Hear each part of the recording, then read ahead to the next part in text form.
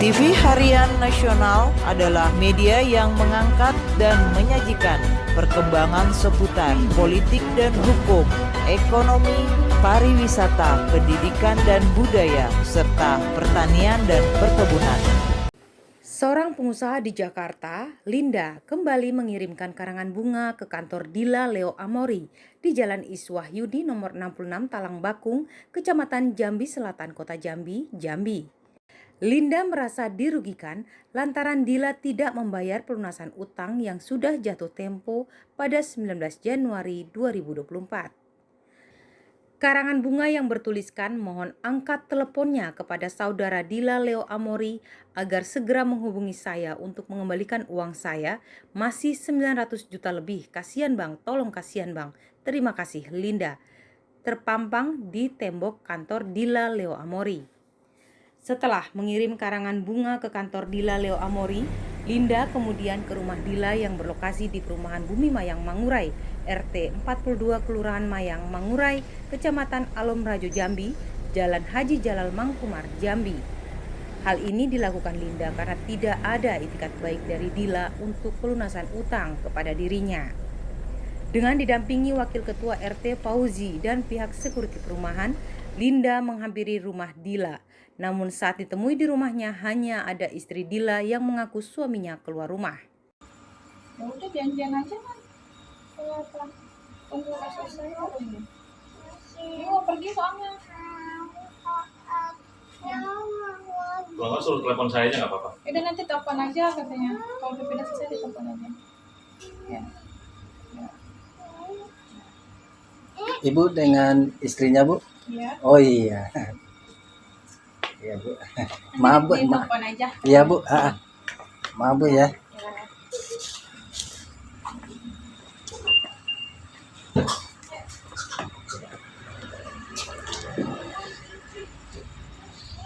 Linda merasa sudah tertipu sejak awal pertemuan dengan Dila Leo Amori di Jakarta. Dila yang mengaku seorang pengusaha minyak sukses dan sudah mendapatkan keuntungan yang sangat besar hingga miliaran rupiah, membuat Linda terbuai dengan ajakan Dila untuk berinvestasi ke perusahaannya.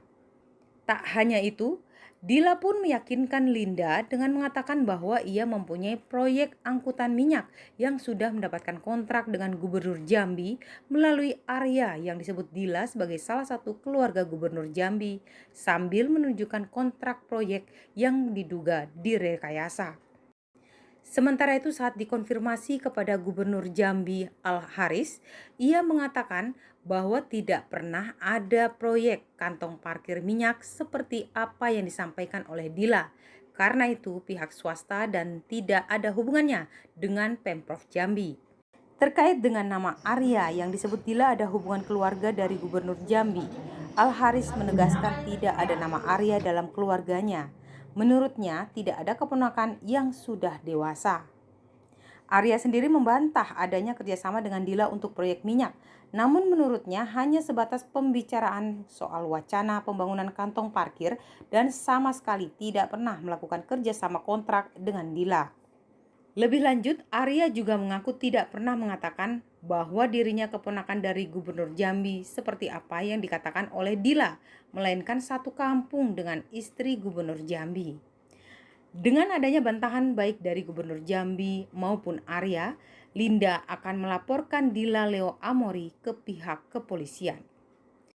Seperti diketahui, Linda memang sudah mengirimkan surat tertanggal 22 Januari 2024 tentang pelunasan sisa utang ditujukan untuk Dila yang beralamat di Jalan Abdul Khattab, Kelurahan Pasir Putih, Kecamatan Jambi Selatan, Kota Jambi. Tertulis oleh Linda dalam surat itu, ia menyertakan fakta surat pernyataan yang tercantum di dalam Akta Pengakuan Utang tanggal 19 Juli 2023 nomor 10 dan Akta Adendum Pengakuan Utang tanggal 22 Agustus 2023 nomor 10 serta Akta Adendum 2 Pengakuan Utang tanggal 13 Desember 2023 nomor 1 merasa kecewa terhadap sikap Dila Leo Amori. Pasalnya Dila telah mengingkari pelunasan utang kepada Linda. Wanita yang mempunyai suami yang berasal dari Turki ini menguraikan bahwa di akta tersebut tertera nama Dila Leo Amori bertindak selaku debitor dengan nilai utang awal sebesar 4.195 juta rupiah dan nama Linda Susanti selaku kreditor. Linda menyampaikan Dila memang telah membayar utangnya kepada dirinya, namun dengan cara menjual aset-aset yang pernah Linda beli untuk proyek yang tidak pernah ada itu. Diuraikan bahwa pada awalnya yakni Linda bertemu dengan Dila Leo Amori di Jakarta.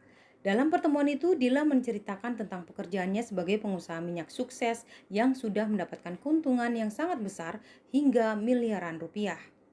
Dila juga menceritakan kepada Linda bahwa ia mempunyai proyek angkutan minyak yang sudah mendapatkan kontrak dengan Gubernur Jambi sambil menunjukkan kontrak proyek yang diduga direkayasa. Cerita Dila dibenarkan oleh kedua teman kerjasamanya yang bekerja di perusahaan yang dipimpin Dila.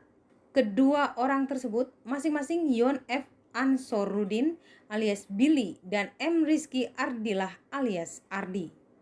Di hadapan Linda, Dila selanjutnya menyampaikan membutuhkan uang untuk kebutuhan proyek yang mendesak, dikarenakan proyek tersebut akan segera dilaksanakan. Berdasarkan rangkaian cerita Dila, sehingga Linda terbujuk rayu untuk bekerja sama dengannya dan memberikan tambahan modal kepada Dila dengan syarat untuk membuka rekening bersama antara Linda dan Dila. Tujuannya untuk mempermudah Linda mengirim uang dan tetap dalam pengawasan Linda. Dila menyetujui syarat dari Linda. Kemudian pada tahun 2023 dibuat rekening bersama di Bank BCA Dewi Sartika Jakarta. Selanjutnya, Linda mengirim uang ke rekening tersebut sebesar 2.500.000 juta rupiah. Dalam perjalanannya, Linda menemukan adanya transaksi yang tidak jelas dan tidak diketahui oleh dirinya berdasarkan bukti mutasi dari rekening bersama itu. Bermula dari transaksi yang tidak jelas tersebut dan tidak adanya progres kerja seperti yang diceritakan Dila ketika kali pertama bertemu Linda, sehingga Linda merasa bahwa ada yang tidak beres dengan kerjasama dengan Dila. Karena itu Linda meminta agar kerjasama dengan Dila diakhiri dan meminta modalnya untuk dikembalikan. Kuasa hukum Linda menekankan berdasarkan kronologi singkat tersebut, perbuatan Dila dapat dikualifikasi sebagai perbuatan pidana dengan alasan bahwa kerjasama yang melahirkan suatu perkataan yang diawali dengan rangkaian kebohongan yang menyebabkan orang lain terbujuk rayu untuk menyerahkan barang sesuatu miliknya kepada orang lain, maka perbuatan tersebut termasuk unsur dalam pasal 378 KUHP pidana tentang penipuan. AA& Partners juga menjelaskan terkait dengan pendapat yang menyatakan bahwa apabila uang atau barang yang didapat dari dugaan tindak pidana dan setelah dikembalikan sebagian atau keseluruhan kepada pemiliknya, maka perbuatan pidananya menjadi hapus dan perbuatan tersebut menjadi perbuatan perdata. Pendapat tersebut adalah pendapat yang tidak berdasarkan hukum atau sesat dengan alasan bahwa pengembalian sebagian atau keseluruhan barang kepunyaan orang lain itu adalah perbuatan perdata.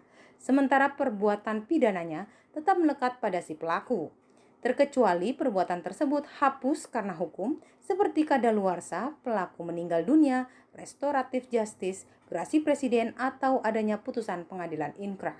Kuasa hukum Linda dalam surat somasi itu juga menyampaikan bahwa Dila telah mengizinkan dan setuju Linda berbicara di media cetak online dan media sosial lainnya agar masyarakat luas mengetahuinya bahwa Dila diduga telah melakukan dugaan tindak pidana penipuan dan atau penggelapan sebagaimana dimaksud di dalam pasal 372 KUHP junto pasal 378 KUH pidana.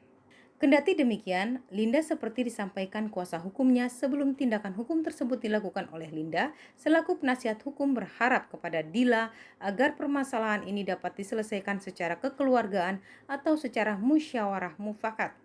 Kuasa hukum menyadari bahwa penyelesaian suatu permasalahan dengan cara kekeluargaan adalah bagian dari proses hukum yang paling tinggi di Republik ini dan mulia di mata Tuhan Yang Maha Esa.